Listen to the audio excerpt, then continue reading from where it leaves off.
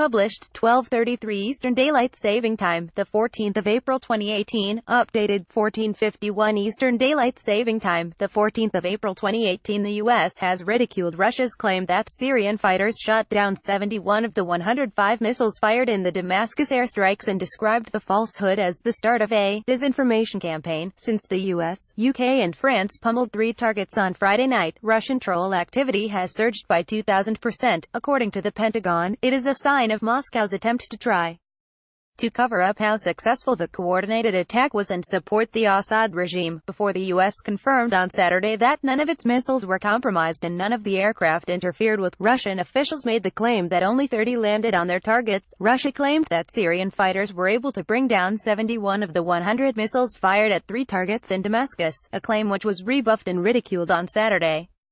Above, the sky lights up with missile fire.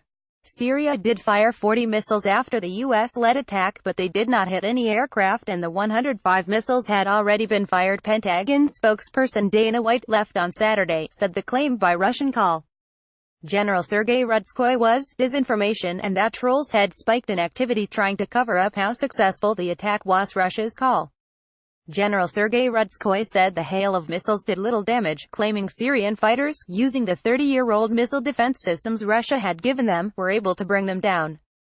He credited the high effectiveness of the weaponry in Syria and the excellent training of Syrian servicemen prepared by our specialists. Dana White, the chief Pentagon spokesperson, and Joint Staff Director Marine Lieutenant Kenneth McKenzie laughed off the claim on Saturday. "I can't help you with what the Syrians are saying, but what I am telling you is what actually happened," the general said. White said the lie was the start of a now well-known troll campaign to spread false information. The disinformation campaign has already begun. There has been a 2,000 increase in Russian troll activity in the last 24 hours, she said. This was what remained of the Scientific Research Center, which was obliterated in the airstrikes.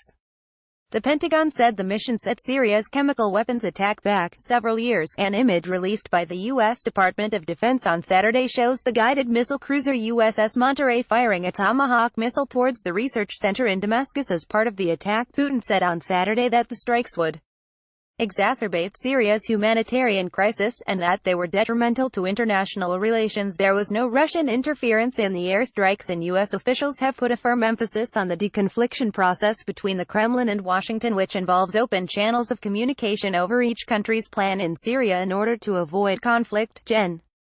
McKenzie emphasized on Saturday that while deconfliction is in place, Russia has no veto over the U.S.'s action in Syria. The Russians don't have a veto on anything that we do. We are not cooperating with them in Syria. We don't want to get into a fight with them, and they don't want to get into a fight with us, and the best way to avoid that is to share information, but we are not cooperating with them, he said.